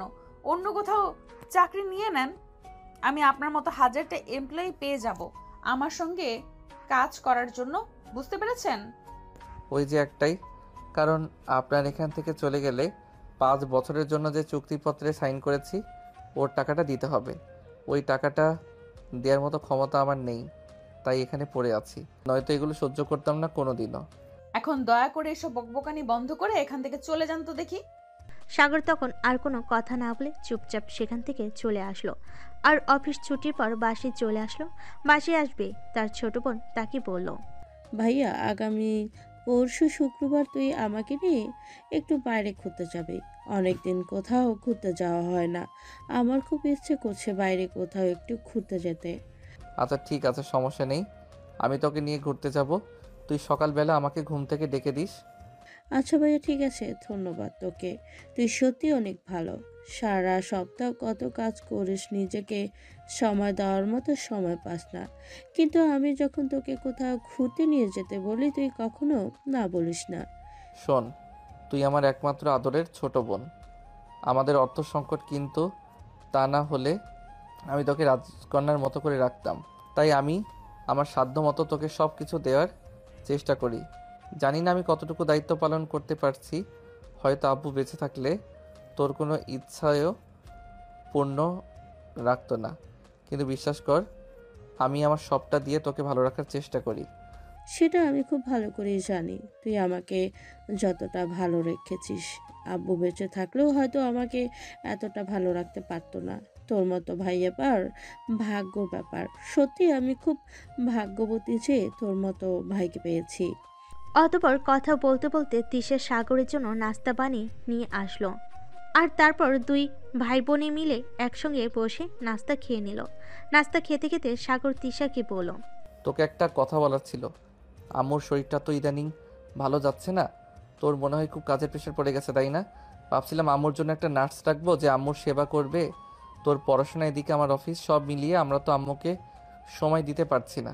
এই কথা শুনতে শুনতে সাগরের আম্মু সেখানে উপস্থিত হলেন আর সাগরকে বলেন, না রে বাবা, সেটার কোনো প্রয়োজন হবে না। আমি খুব ভালো আছি। আমার শরীর এখন যথেষ্ট ভালো। আমার জন্য নার্স রাখার কোনো প্রয়োজন নেই। আমার জন্য যে টাকা দিয়ে নার্স রাখবে সেই টাকাটা তোর ভবিষ্যতের জন্য সঞ্চয় কর। তোর বাবা তো তোর জন্য কিছু রেখে যেতে পারেনি, আর আমিও তোর জন্য কিছুই করতে পারলাম না। তোর ভবিষ্যৎ কি হবে সেটাই চিন্তা করে পাই না। আমার ভবিষ্যৎ নিয়ে তোমাদের কোনো চিন্তা করতে হবে না। আমি পুরুষ মানুষ, আমি কোনোভাবে হলেও চলে যেতে পারবো। তুমি আমার আম্মু আর আমার একটা ছোট বোন, তাদেরকে ভালো রাখাটাই আমার জীবনের মূল উদ্দেশ্য। আজ আব্বুর কাছে থাকলে হয়তো আমাকে এতটা দায়িত্ব নিতে হতো না, কিন্তু আব্বু যখন বেঁচে নেই তখন তো আমাকে আমার দায়িত্ব সঠিকভাবে পালন করার চেষ্টা করতে হবে। সত্যি আমি ধন্য তোর মতো ছেলেকে আমার পেটে ধরতে পেরেছি বলে। তা না হলে কখনো একটা ছেলে মা আর বোনের এতটা যত্ন নেয় আর এতটা খেয়াল করে সেটা আমি আজ পর্যন্ত দেখিনি রে বাবা। ভালো রাখতে পারলাম কই? না তো দিতে পারলাম তোমাকে আর আমার বোনকে ভালো একটা লাইফ, আর না তো ভালো খাবার তোমাদের খাওয়াতে পারি, ভালো একটা পোশাকও তোমাদের পরাতে পারি না। তাহলে আমি আর কি করতে পারলাম? ভাইয়া তুই আমাদের জন্য যেটুকু পড়ছে সেটুকু আমাদের জন্য যথেষ্ট। আমরা এর বেশি আর কিছুই চাই না। আমার যথেষ্ট ভালো আছি। তারপর কথা বলতে বলতে সাগর খাওয়া শেষ করে নিজের রুমে চলে গেল আর মোবাইলে ফেসবুকিং করতে লাগলো। এভাবে কখন যে তার চোখটা লেগে এসেছে সেটা তার খেয়ালই নেই। ঘুম ভাঙল রাত 10টার দিকে তার ছোট বোনের ডাকে। এ ভাইয়া ভাইয়া, তুই এখনো ঘুমাচ্ছিস? এদিকে আম্মু সেই কখন থেকে খাবার নিয়ে বসে আছে। আমি ঘুমিয়ে পড়েছিলাম। আচ্ছা ঠিক আছে, তুই যা, আমি হাত মুখ ধুয়ে এখনই আসছি। ঠিক আছে, তাড়াতাড়ি চলে আয়। খাবারগুলো আবার ঠান্ডা হয়ে যাবে, তখন তো আবার খেতে ভালো লাগবে না। এই বলে তিশা খাবার টেবিলে চলে গেল। এদিকে সাগর ঘুম থেকে উঠে হাত মুখ ধুয়ে তারপর খাবার টেবিলে চলে আসলো। তারপর সবাই মিলে রাতের খাবার খেয়ে নিল। খাওয়া দাওয়া শেষে সবাই যে যার রুমে চলে গেল। এদিকে সাগর নিজের রুমে এসে আবার মোবাইল টিপতে শুরু করলো। তখনই হঠাৎ তার এক বন্ধু তাকে ফোন করলো। কি অবস্থা দোস্ত, কেমন আছিস? অনেক দিন ধরে তো তোর কোনো খোঁজ খবরই পাওয়া যাচ্ছে না। এই তো আছে আলহামদুলিল্লাহ, ভালোই। তোদের কি অবস্থা? আলহামদুলিল্লাহ ভালোই আছি, তবে একটা সমস্যা। সেটা হলো চাকরিটা এখনো পাচ্ছি না। চেষ্টা করতে থাক, একদিন ইনশাল্লাহ চাকরি পেয়ে যাবে। আর আজ খবরের কথা বলছিস? সারাদিন অফিস শেষ করে বাসায় এসে ক্লান্ত হয়ে পড়ি, তারপর আবার বাসায়ও টুকটাক কাজ করতে হয়, তারপর আর সময় হয়ে ওঠে না। আচ্ছা, তোর অফিসে কি একটা চাকরির ব্যবস্থা করা যায় না? তাহলে তো দুজন মিলে একসঙ্গে চাকরিও করতে পারতাম, আর সময়ও কাটতে পারতাম। ভাই, যা বলেছিস বলেছিস, এই কথাটা আর বলেও মুখে আনিস না, কারণ যে কষ্ট আমি ভোগ করছি সেই কষ্ট তোকে ভোগ করাতে চাই না। কেন, কি হয়েছে? কোনো সমস্যা নাকি? সমস্যা মানে? আমাদের নতুন এমডি ম্যাডাম এতটা বাজে আচরণ করে সবার সঙ্গে, যেটা বলার মতো না। সবার সঙ্গে অনেক খারাপ আচরণ করে। এই আচরণ তুই একদম সহ্য করতে পারবি না। তাই আমি মনে করি তোর এখানে চাকরি নেওয়ার থেকে বেকার থাকা অনেক ভালো। হ্যাঁ, সেটা একদম তুই ঠিক কথাই বলেছিস। তুই তো জানিস আমি অসম্মান জিনিসটা একদম সহ্য করতে পারি না। যেখানে আমার সম্মান নেই সেখানে আমি কোনোদিনও যাওয়া পছন্দ করি না। আচ্ছা ঠিক আছে, দেখি কি হয়, আল্লাহর উপর ছেড়ে দিয়েছি। সব কিছু আল্লাহ যেটা ভালো মনে করবে সেটাই করবে। আরও বেশ কিছুক্ষণ কথা বলে আর গল্প গুজব করলো, তারপর ফোনটা কেটে দিল। তারপর সাগর মোবাইল রেখে ঘুমিয়ে পড়ল। পরদিন সকালবেলা ঘুম থেকে উঠে ফ্রেশ হয়ে রেডি হয়ে নিল। আর তখনই হঠাৎ মনে পড়ল গতকালকের কথাটা। এসে তাড়াহুড়ো করে রেডি হয়ে সবার সামনে দাঁড়িয়ে থাকলো। কিছুক্ষণ পর নদী আসলো। কি ব্যাপার, আজ তো দেখি সময়ের আগে রেডি হয়ে দাঁড়িয়ে আছেন। তাহলে এতদিন ইচ্ছে করে লেট করতেন বুঝি? না ম্যাডাম, একদমই না। আমি কোনো ইচ্ছে করে লেট করতে যাব? আমি তো প্রতিদিন এসবের মধ্যেই তৈরি হয়ে থাকি। তাছাড়া পাবলিক বাসে যাতায়াত করি, লেট তো একটু হতেই পারে। দেখুন, রাস্তা দিয়ে আপনি একা চলাচল করেন সেরকমটা কিন্তু নয়। আমিও চলাচল করি। পাবলিক বাসে চলাচল করলেই কি লেট হতে হবে এমনটা কোনো হাদিসে লেখা আছে নাকি? ম্যাডাম, আপনাকে আমি এভাবে বোঝাতে পারবো না। আপনি যদি একদিন পাবলিক বাসে যাতায়াত করতেন তাহলে বুঝতে পারতেন আমি সত্য বলছি নাকি মিথ্যে বলছি। ঠিক আছে, তাহলে আমি সপ্তাহ থেকে পাবলিক বাসে করে অফিসে যাতায়াত করব, দেখি আমার লেট হয় কিনা। এখন তাড়াতাড়ি গাড়িতে উঠে বসুন। সাগর তখন কোনো কথা না বলেই নদীর সঙ্গে গাড়িতে উঠে বসলো আর অফিসে চলে আসলো। অফিসে এসে সাগরের নিজের কেবিনে ঢুকতে যাবে, তখনই রিমি এসে তার সামনে দাঁড়ালো আর একটা শয়তানি মার্কা হাসি দিয়ে বলল, কি ব্যাপার মিস্টার সাগর, বিষয়টা কি হলো? আমি তো কিছুই বুঝতে পারছি না। ম্যাডাম আপনার সঙ্গে এত বাজে আচরণ করত, আর আজকে না আপনাকে নিজের গাড়িতে করে নিয়ে অফিসে এসেছে। বিষয়টা কি একটু খুলে বলতেন যদি? বিষয়ে আবার কি হতে যাবে? আমি পাবলিক বাসে যাতায়াত করি, তাই প্রতিদিন অফিসে আসতে লেট হয়। ম্যাডাম আমাকে ঝাড়ে সরায়, আর সেই জন্যই ম্যাডাম বলেছে ম্যাডাম প্রতিদিন অফিসে আসার সময় আমার বাসার সামনে থেকে আমাকে তুলে নেবে। কিন্তু আমার কাছে তো বিষয়টা অন্যরকম লাগছে। আমার মনে হয় ম্যাডাম আপনার প্রেমে পড়ে গেছে, তাই আপনাকে চোখে চোখে রাখতে চাইছে। দেখুন মিস রিমি, একদম বাজে কথা বলবেন না। এসব বাজে কথা বলা আমি একদমই পছন্দ করি না। আরে বাবা, আমি আবার বাজে কথা কই বললাম? যেটা সত্য সেটাই বললাম। আমার দেখে এটাই মনে হয়েছে। তাছাড়া আপনি অফিসের অন্য সব স্টাফদের জিজ্ঞাসা করলে তারাও একই কথাই বলবে। বিশ্বাস তাহলে আপনি জিজ্ঞাসা করে দেখতেই পারেন। দেখুন, এমনিতেই তো সারাদিন অফিসে অনেক কাজের চাপের উপর থাকি, তাই এই কথাগুলো জিজ্ঞাসাবাদ করে নিজের সময় নষ্ট করার মতো কোনো ইচ্ছা আমার নেই। আমি এখন আসছি, আর দয়া করে এসব বাজে বকবেন না। কথাটা বলে রিমিকে পাশ কাটিয়ে সাগর নিজের কেবিনে চলে গেল আর কাজ করতে থাকলো। দেখতে দেখতে সারাটা দিন চলে গেল। তখন বিকেল 5:30টার মতো বাজে। তখনই অফিসের পিয়ন এসে সাগরকে বলল, স্যার, আপনাকে নদী ম্যাডাম নিজের কেবিনে ডেকেছেন, বলেছেন এক্ষুনি যেতে। আচ্ছা ঠিক আছে, আপনি যান, আমি আসছি। অতঃপর পিয়ন এসে সেখান থেকে চলে গেল। আর তার কিছুক্ষণ পর সাগর নিজের কাজটা শেষ করে তারপর নদীর কেবিনে গেল। আসসালামু আলাইকুম ম্যাডাম, আপনি নাকি আমাকে ডেকেছেন? ওয়ালাইকুম আসসালাম। হ্যাঁ, আমি আপনাকে একটা কাজে রেখেছি। আপনাকে কাল আমার সঙ্গে চট্টগ্রাম যেতে হবে, ওখানে অফিসের একটা কাজ আছে। কিন্তু ম্যাডাম, কাল তো শুক্রবার, অফিসের ছুটির দিন। আমি তো কাল আমার বোনকে নিয়ে ঘুরতে যাব। সেটা হবে না। আপনি আপনার বোনকে নিয়ে আগামী সপ্তাহে করতে যাবেন। কাল আপনাকে আমার সঙ্গে চট্টগ্রাম যেতে হবে, ওখানে অফিসের একটা জরুরি কাজ আছে। কিন্তু ম্যাডাম, অফিসে তো আরও অনেক রয়েছে, আপনি চাইলে তাদেরকে সঙ্গে নিয়ে যেতে পারেন। আমি তো আমার বোনকে কথা দিয়েছি কাল আমি তাকে নিয়ে ঘুরতে যাব, এবং এখন যেতে তাকে নিয়ে ঘুরতে না যাই তাহলে সে তো মন খারাপ করবে। আমার অত কিছু দেখার কোনো প্রয়োজন নেই। আমি আপনাকে বলেছি আপনি আমার সঙ্গে যাবেন, তার মানে আপনাকে আমার সঙ্গে যেতেই হবে। আমি আর কোনো কথা শুনতে চাই না। সাগর তখন মাথা নাড়িয়ে সেখান থেকে চলে আসলো। সে কি করবে কিছুই ভেবে পাচ্ছে না। এদিকে তার ছোট বোন অনেকদিন ধরে ঘুরতে যেতে চাইছে, কিন্তু সময় করে নিয়ে যেতে পারছে না। তাই বলছিল আগামীকাল শুক্রবার নিয়ে যাবে। আর এইদিকে অফিসের ম্যাডাম বলছে তার সঙ্গে চট্টগ্রাম যেতে হবে। এখন কি করবে? এগুলো চিন্তা করতে করতে নিজের কেবিনে চলে আসলো। আর তখনই অফিস ছুটির টাইম হয়ে গেল। তাই সাগর অফিস থেকে বের হয়ে বাসায় চলে আসলো। বাসে এসে দেখতে পেল তার ছোট বোন নিজের রুমে বসে পড়াশোনা করছে। তাই সে তার বোনের রুমে চলে গেল আর তার বোনকে বলল, তিশা, কাল তোকে নিয়ে ঘুরতে যাওয়া হবে না। আমাকে অফিসের কাজে বসের সঙ্গে চট্টগ্রাম যেতে হবে। কি বলছিস ভাইয়া? আমি তো আরও কাল ঘুরতে যাব বলে সব কিছু কুচকাজ করে রেখেছি। কি করব বল? আজ বিকেলেই ম্যাডাম বলল কাল ম্যাডামের সঙ্গে চট্টগ্রাম যেতে হবে। তাছাড়া তুই তো জানিস, আমি যদি এই অফিসের ম্যাডামের কথা মতো না চলি তাহলে আমার চাকরিটা থাকবে না। আচ্ছা ভাই, ঠিক আছে, কোনো সমস্যা নেই। তোকে আমাকে নিয়ে ঘুরতে যেতে হবে না। তুই তোর ম্যাডামের সঙ্গে কাজে চলে যা।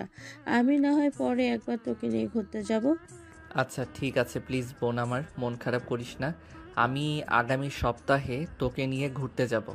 এই বলে সাগর নিজের রুমে চলে আসলো আর মনে মনে ভাবতে লাগলো, আর যদি নদীর অফিসে চাকরিটা না করতো তাহলে হয়তো কাল তার বোনকে নিয়ে ঘুরতে যেতে পারতো। তার বোনের মন খারাপ হতো না, কিন্তু দুর্ভাগ্য এই অফিসে চাকরিটা করতে হচ্ছে বলেই এত কিছু সহ্য করা লাগছে। না হলে হয়তো এটা হতো না। যাই হোক, এখনও রাতে কিছু চিন্তা করে লাভ কি। রুমে এসে সাগর কাপড় চোপড় চেঞ্জ করে তারপর রাতে খাবার খেয়ে নিল। খাওয়া দাওয়া শেষ করে এসে ঘুমিয়ে পড়ল, কারণ সকাল সকাল তাকে উঠতে হবে। কারণ এই ম্যামে তো সকাল সকালই কোনো কাজ করতে পছন্দ করে। সকাল হয়তো 7টার মধ্যেই তার বাড়ির সামনে এসে গাড়ির হর্ন বাজাবে, তাই সে দ্রুত ঘুমিয়ে পড়ল।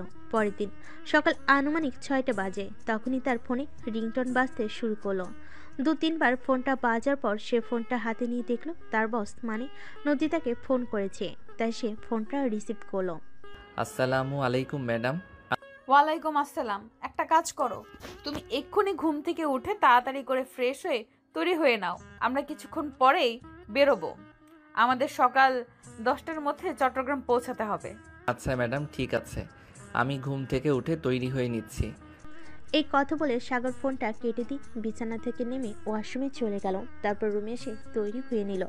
রেডি হয়ে তারপর বাসা থেকে বের হতে যাবে, তখনই তিশা ঘুম থেকে উঠে তাকে দেখি বলে, কি ব্যাপার ভাইয়া, তুই এত সকালে কোথায় যাচ্ছিস? আর এত সকালে যাবি সেটা আমাকে বললি না কেন? তাহলে সকালবেলা ঘুম থেকে উঠে তোর জন্য কিছু একটা বানিয়েও রাখতাম।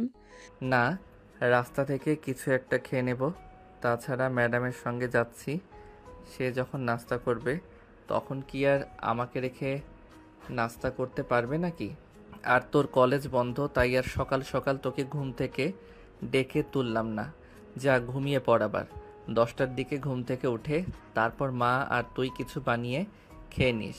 কিন্তু ভাইয়া, তুই এভাবে না খেয়ে চলে যাবে, এটা তো আমার ভালো লাগছে না। কারণ তোর অফিসের বসের ব্যাপারটা যে কথা শুনেছি, তোর বস যে তোকে নাস্তা করাবে সেটারও তো কোনো নিশ্চয়তা নেই। তুই যদি কাল আমাকে বলে রাখতি তুই এত সকাল সকাল চলে যাবি, তাহলে আমি ঘুম থেকে উঠে তোর জন্য নাস্তা বানিয়ে রাখতাম। আরে বাবা, বললাম তো, এত চিন্তা করার কিছু নেই। আমি রাস্তা থেকে কিছু একটা কিনে খেয়ে নেব, আমার জন্য চিন্তা করতে হবে না। এখন যা, তুই ঘুমিয়ে পড়। এই কথা বলে সাগর বাড়ি থেকে বের হয়ে বাড়ির সামনে এসে দাঁড়ালো। আর তখনই নদী এসে সেখানে পৌঁছালো। মিস্টার সাগর, তাড়াতাড়ি করে গাড়িতে উঠে বসুন। আমাদের 11টার মধ্যে চট্টগ্রাম পৌঁছাতে হবে, তা না হলে আবার মিটিংয়ে অ্যাটেন্ড করতে পারবো না। সাগর তখন কোনো কথা না বলে চুপচাপ গাড়িতে উঠে বসলো। আর সাগর গাড়িতে উঠে বসতেই নদী গাড়ি স্টার্ট করলো। আজ নদীর সঙ্গে তার কোনো ড্রাইভার আসেনি, সে নিজেই গাড়ি ড্রাইভ করছে। তাই সাগর গিয়ে পিছনের সিটে বসলো। তখনই নদী তাকে বলে উঠল, কি ব্যাপার, আপনি কি পেছনের সিটে বসেছেন কেন? কেউ ভাববে আমি আপনার ড্রাইভার আর আপনি আমার মালিক। আপনি তাড়াতাড়ি সামনে এসে বসুন। কিন্তু ম্যাডাম, আপনি আমার বস, আপনার সঙ্গে বসাটা আমার ঠিক হবে না। তাছাড়া আপনি এখন গাড়ি স্টার্ট করে ফেলেছেন চলন্ত গাড়িতে, আমি সামনের সিটে আসবো কিভাবে? আপনি চলন্ত গাড়িতেই সামনের সিটে আসবেন, কারণ মানুষজন দেখলে ভাববে আপনি আমার মালিক আর আমি আপনার ড্রাইভার। এটা আমি মেনে নিতে পারবো না। সাগর আর কোনো উপায়ন্তর না পেয়ে চলন্ত গাড়িতে পিছন থেকে সামনের সিটে এসে বসলো। আর এইদিকে নদী আপন মনে গাড়ি চালাচ্ছে। চট্টগ্রাম এসে যখন পৌঁছালো তখন আনুমানিক সকাল 10টা 45 মিনিটের মতো হবে বাজে। নদী গাড়িটা একটা রেস্টুরেন্টের সামনে পার করে ভিতরে ঢুকে গেল। আর এদিকে সাগর বাইরে গাড়িতেই বসে আছে। নদী ভিতরে গিয়েছে প্রায় 2 ঘন্টার মতো হবে, মানে তখন আনুমানিক দুপুর 1টার কাছাকাছি। সাগর তখনও একা একা গাড়ির ভিতর বসে আছে। দুপুরের আজান দিয়ে দিয়েছে। তখন প্রায় 1:15 বাজে। নদী তখন ওই রেস্টুরেন্ট থেকে বেরিয়ে আসলো। সাগরকে তখন গাড়িতে বসা দেখে সে বলল, কি ব্যাপার, আপনি কি গাড়ি থেকে বের হননি নাকি এখনো কি গাড়িতেই বসে আছেন নাকি? হ্যাঁ ম্যাডাম, আপনি তো আমাকে কোনো কিছু না বলেই গাড়ি থেকে নেমে চলে গেছেন। আমাকে তো কিছুই বললেন না আমি গাড়ি থেকে নামবো, আপনার সঙ্গে যাব নাকি, কিছুই তো বললেন না। ও শিট, আসলে আমি মিটিং এর চিন্তায় এতটাই মগ্ন ছিলাম যে আপনাকে বলতেই ভুলে গেছিলাম। যাই হোক, এখন চলুন আমরা আজ এখানেই থাকবো, কারণ আগামীকাল সকালে আরও একটা মিটিং আছে, সেটা শেষ করে তারপর ঢাকায় ফিরবো। কিন্তু ম্যাডাম, আমরা এখন কোথায় যাব? না মানে আজকের রাতটা তো থাকতে হবে, আমরা থাকবো কোথায়? কোথায় থাকবেন মানে আমি গেস্ট হাউস বুক করেছি, সেখানেই থাকা হবে। একটা কাজ করুন, আমার শরীরটা না বড্ড টায়ার্ড লাগছে, আপনি গাড়ি চালান। ম্যাডাম, আমি গাড়িতেও টুকটাক চালাতে পারি, কিন্তু এভাবে হাইওয়ে রোডে তো গাড়ি চালাতে পারবো না, এটা তো রিস্কি হয়ে যাবে। দেখুন, আমি আপনাকে একটা কাজ করতে বলেছি, কোনো এক্সকিউজ দেখাতে বলিনি। আমি আপনাকে গাড়ি চালাতে বলেছি, সো আপনি ড্রাইভিং থেকে এসে বসুন আর গাড়িটা চালান। সাগর তখন আর কোনো কথা বলল না, কারণ এখন কথা বলেই নদীর জারি শুনতে হবে। তাই সে চুপচাপ ড্রাইভিং সিটে গিয়ে বসলো। আর তখনই নদী এসে তার পাশে সিটে বসলো। সাগর আস্তে আস্তে গাড়ি চালাচ্ছিল, কারণ এই প্রথমবার সে হাইওয়েতে গাড়ি চালাচ্ছে। এর আগে সে কখনোই হাইওয়েতে গাড়ি চালায়নি। এটা দেখে নদীর মেজাজ অনেকটাই খারাপ হয়ে গেল। সে চিৎকার করে বলে উঠল, আপনি একটা গাড়ি চালাচ্ছেন নাকি ঠেলা গাড়ি? আমি তো সেটাই বুঝতে পারছি না। তাড়াতাড়ি গাড়ি চালান, আর এইভাবে আস্তে আস্তে গাড়ি চালানো আমার একদমই ভালো লাগে না। সাগর তখন অনেক ভয়ে ভয়ে গাড়ির স্পিড আরও একটু বাড়ালো, আর তারপর চালাতে লাগলো।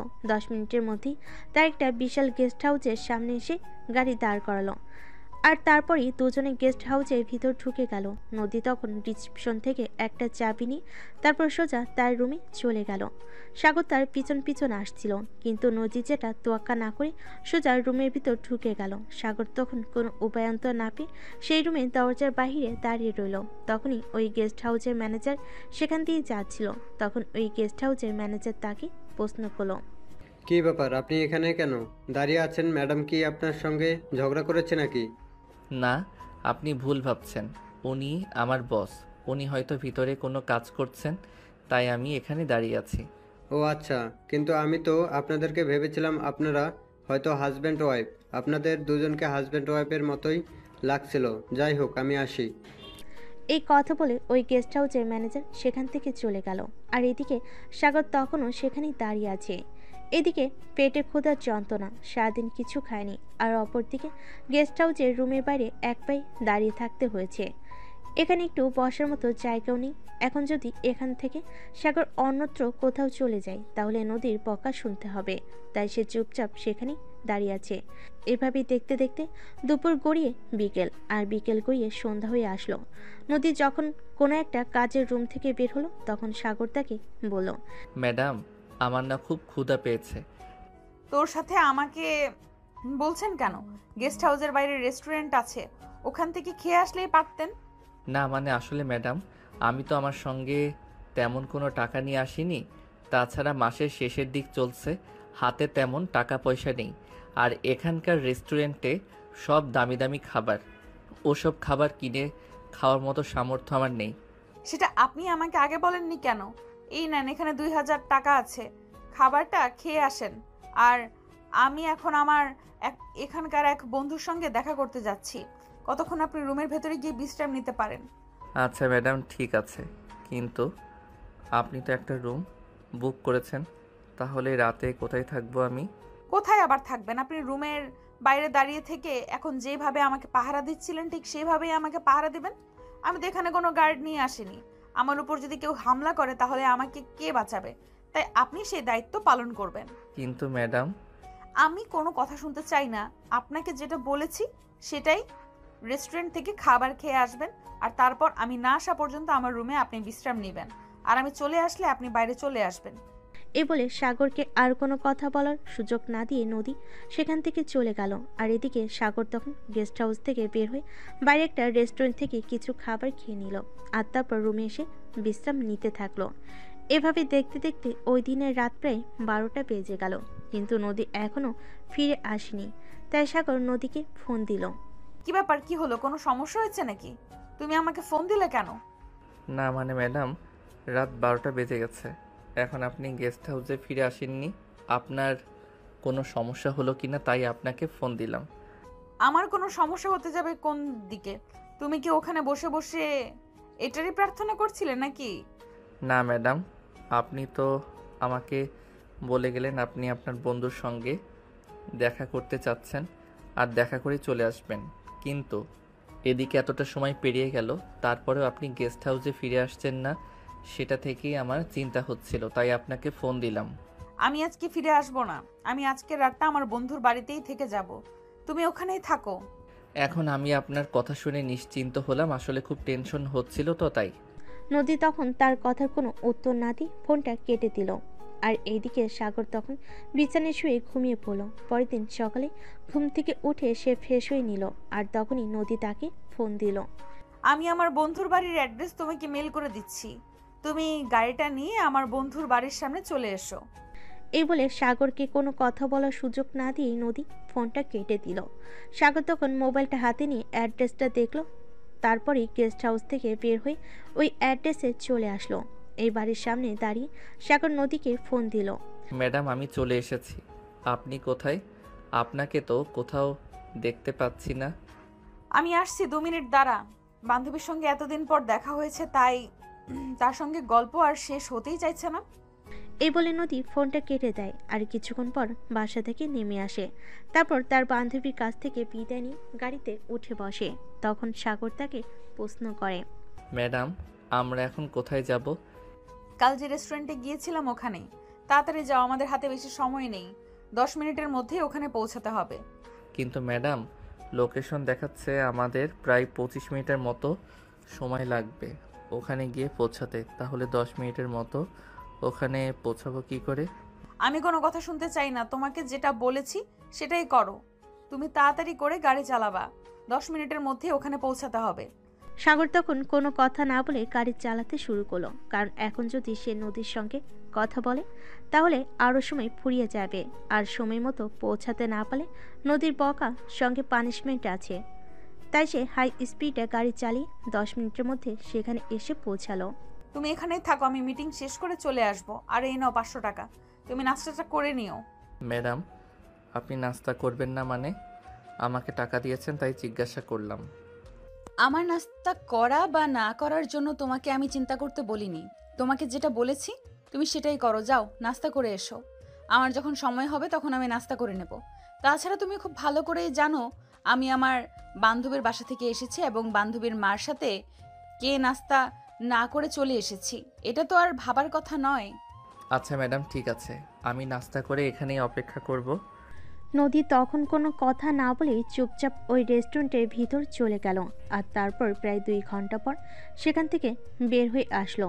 তারপরই তারা দুজন ঢাকার উদ্দেশ্যে রওনা দিলে ঢাকায় এসে যখন পৌঁছালো তখন দুপুর 2টার মতো বাজে। সাগর তখন নদীকে বলল, ম্যাডাম, এখন তো দুপুর 2টা বেজে গেছে, আমাকে কি এইটুকু সময়ের জন্য ছুটি দেওয়া যাবে? মানে আমি আমার আম্মুকে নিয়ে একটু ডাক্তারের কাছে যেতাম। না, আপনি 5টার দিকে অফিস থেকে বের হয়ে তারপর আপনার আম্মুকে নিয়ে ডাক্তারের কাছে যাবেন। এখন আপনাকে আমার সঙ্গে অফিসে যেতে হবে, অফিসের কিছু কাজ আছে সেগুলো করতে হবে। কিন্তু ম্যাডাম, এত দেরি করে যদি যাই তাহলে তো ডাক্তার দেখিয়ে বাড়ি ফিরে আসতে রাত 10টা-11টা বেজে যাবে।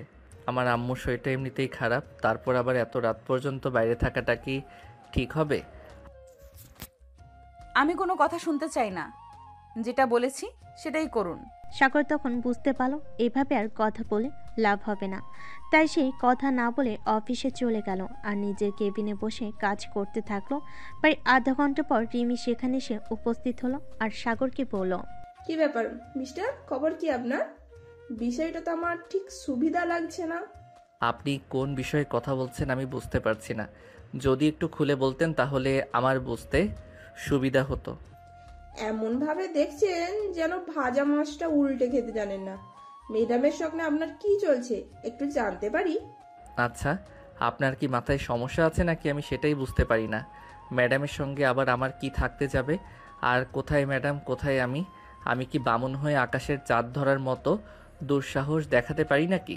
সেটা অবশ্য ঠিক, কিন্তু চাঁদ যদি নিজেই মাটির পৃথিবীতে চলে আসে তখন তো আর তাকে দূরে রাখা যায় না, এটাও কিন্তু মেনে নিতে হবে। তাই, কিন্তু আমার মনে হয় আপনার ধারণা ভুল। এটা কখনোই হবে না, আর এটা কোনো দিন হওয়ার মতো নয়। তাই বলছি কি, এসব অবাস্তবিক জিনিস কল্পনা করবেন না। কেন, কল্পনা করতেও দোষ কোথায়? আপনারা করতে পারেন, আর আমরা বললে তো আপনি যে ম্যাডামের সঙ্গে 2 দিন চট্টগ্রামে গিয়ে থেকেছেন সেটা কি আমরা জানি না নাকি? হ্যাঁ, আমি ম্যাডামের সাথে গিয়েছি আর ম্যাডামের সঙ্গেই 2 দিন থেকেছি, কিন্তু ম্যাডাম নিজের বন্ধুর বাসায় থেকেছেন আর আমি গেস্ট হাউসে। বুঝতে পেরেছেন? হয়েছে, আর শাক দিয়ে মাছ ঢাকতে হবে না। কি করছেন না করছেন সেসব তো আপনারাই জানেন, আমাদের কাছে আর মিথ্যে বলে লাভ কি? এই কথা বলে রিমি একটা শয়তানি মার্কা হাসি দিয়ে সেখান থেকে চলে গেল। আর এদিকে সাগর নিজের কেবিনে বসে কাজ করতে থাকলো, কিন্তু তার মন পড়ে আছে বাসায়। তার মাকে নিয়ে আজ ডাক্তারের কাছে যাওয়ার তারিখ, কিন্তু সেটা হয়তো আর হয়ে উঠল না। আর যদি যাওয়া হয় তাহলে ফিরে আসতে অনেক রাত হয়ে যাবে।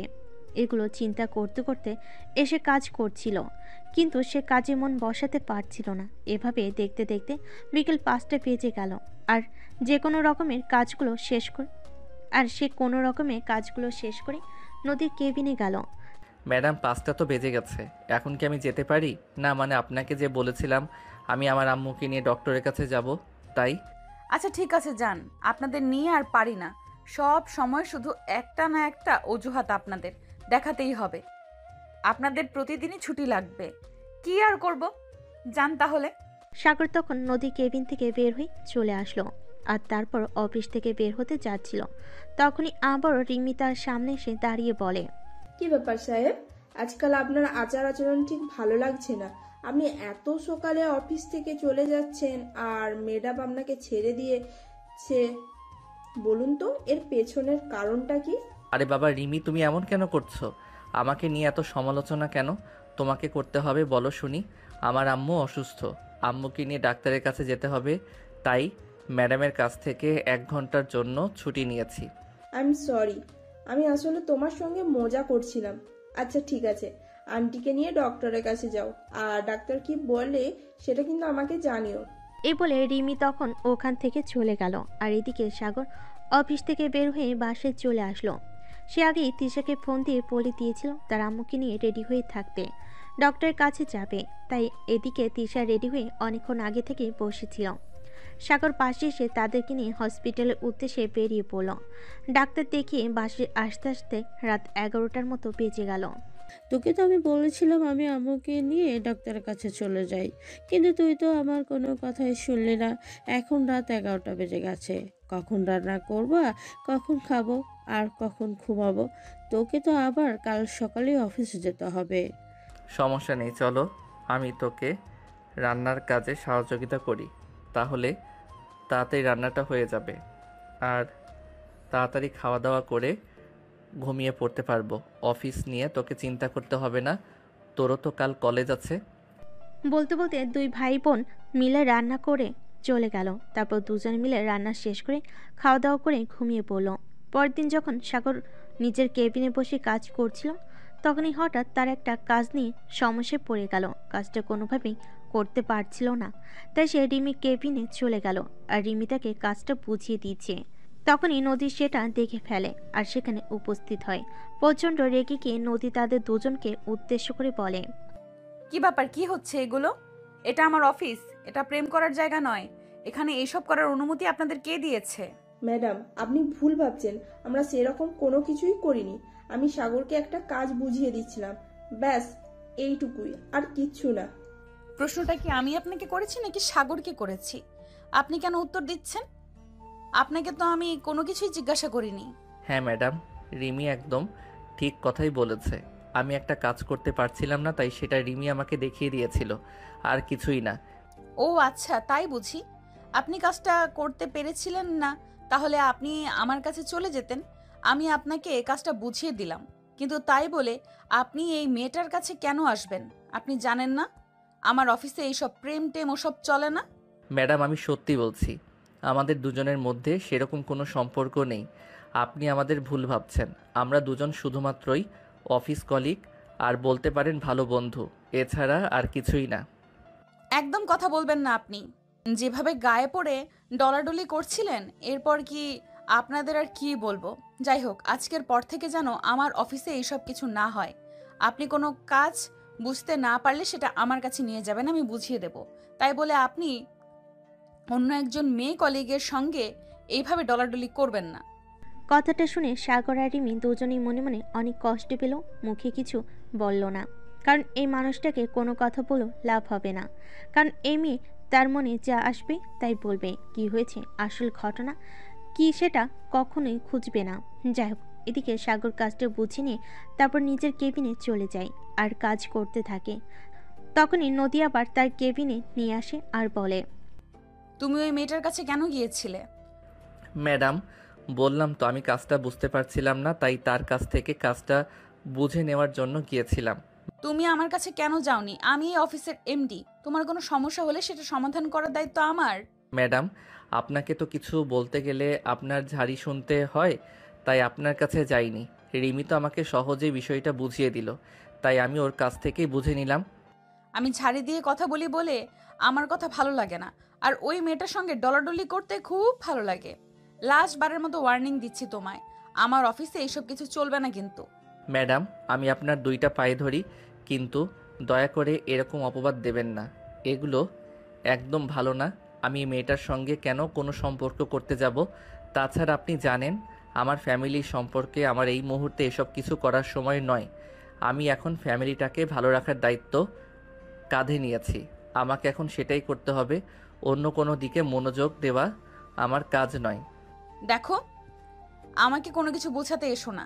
সব কিছু বোঝার মতো যথেষ্ট বয়স আর বুদ্ধি আমার হয়েছে, তাই আমাকে কোনো কিছু বোঝাতে হবে না।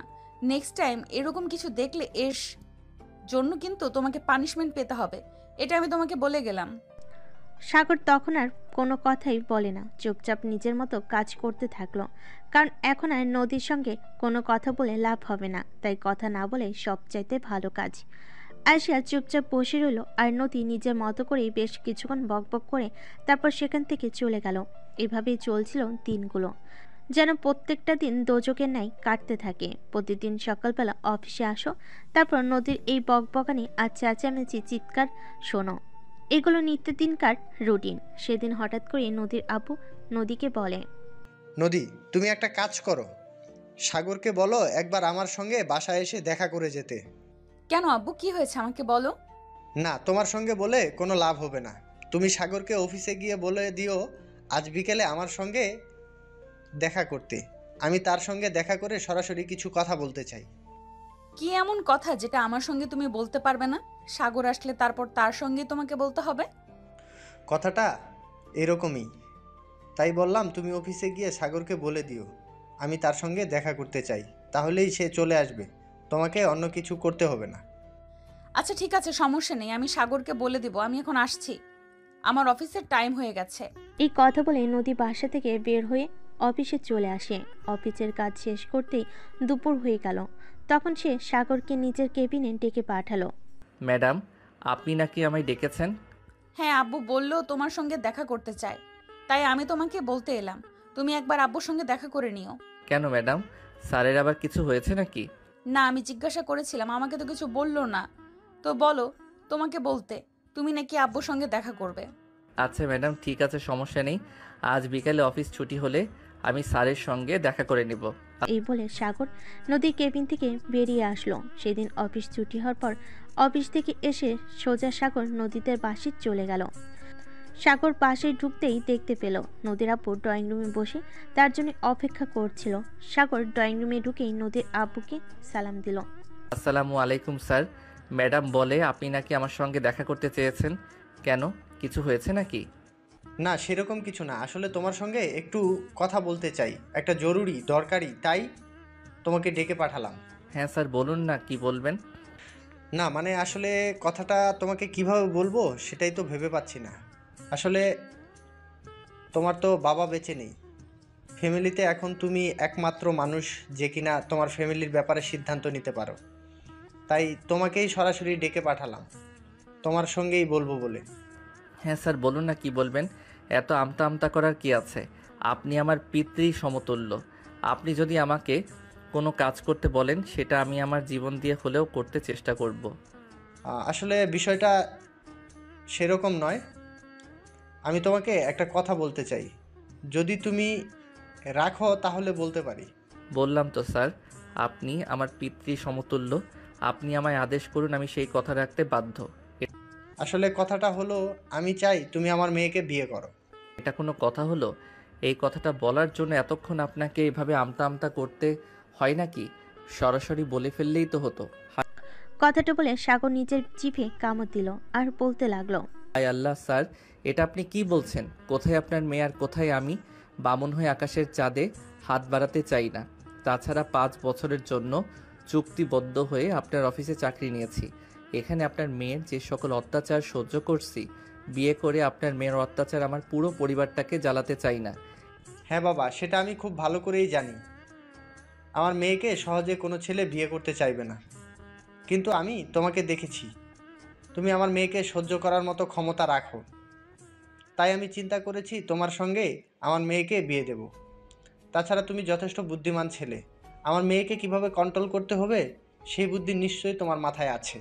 হ্যাঁ, আমি মানছি যে বিয়ের পর বউ কিভাবে পালতে হয় সেই বুদ্ধিটুকু আমার মাথায় আছে, কিন্তু আপনার মেয়ে যে পরিমাণ রাগী, আমার মা আর বোন এগুলো একদমই সহ্য করতে পারবে না। ওদের নিয়ে তোমাকে কোনো চিন্তা করতে হবে না, কারণ তোমার মা আর বোনের সঙ্গে আমি অলরেডি কথা বলে নিয়েছি। তারা বলেছে তুমি যদি রাজি থাকো তাহলে তাদের কোনো আপত্তি নেই, তাই তোমাকে ডেকে পাঠালাম। আচ্ছা ঠিক আছে, আপনি যেহেতু বলছেন আর আমার মা আর বোন দুজন যেহেতু সম্মতি দিয়েছে, তাই এখানে আমি আর কি বলবো? আমার কিছুই বলার নেই। আপনারা যেটা ভালো মনে করেন সেটাই করেন। আচ্ছা ঠিক আছে, তাহলে সেই কথাই রইল। আমি যত দ্রুত সম্ভব তোমাদের দুজনের বিয়ের ব্যবস্থা করব। তখনই নদী বাসে এসে পৌঁছালো আর এই কথাটা শুনে একদমই চলে গেল। কি বলবে কি করবে কিছুই ভেবে পাচ্ছে না সে। অনেকটা রেগে গিয়ে সে বলতে লাগলো, তোমাকে কি আমি কখনো বলেছি যে আমি বিয়ে করব? তাছাড়া এটাও কি বলেছি যে আমি এই ছেলেটাকে বিয়ে করব? কখনোই না। আমি আমার অফিসের সামান্যতম একটা কর্মচারীকে বিয়ে করে নিজের মান সম্মান ধুলোয় মেশাতে চাই না। তাছাড়া বিয়ে করার কোনো ইচ্ছে আমার নেই, সেটা তোমরা খুব ভালো করেই জানো। এরকমটা বললে হবে না, তুমি মেয়ে মানুষ আর তোমাকে বিয়ে করতে হবে। তাছাড়া আমি তোমাকে আগেই বলেছিলাম তুমি যদি বিয়ে না করো তাহলে আমি আমার এই সম্পত্তি তোমাকে দেব না। তুমি আমার একমাত্র মেয়ে, তোমাকে নিয়ে আমার অনেক টেনশন হয়, আর সেই সব টেনশন দূর করার জন্যই আমি তোমার বিয়ে দেওয়ার চিন্তা ভাবনা করেছি। আমাকে নিয়ে চিন্তা করার কোনো কারণ নেই, আমি আমার মতো ভালো থাকতে পারবো। আর অফিস নিয়ে আমি খুব ভালোই আছি। আমার বিয়ে করার কোনো প্রয়োজন নেই, বিয়ে আমি করব না। আর এই ছেলেটাকে তো কখনোই না। এসব কথা বলে কোনো লাভ হবে না, তোমাকে বিয়ে করতেই হবে এবং ওই ছেলেকেই বিয়ে করতে হবে।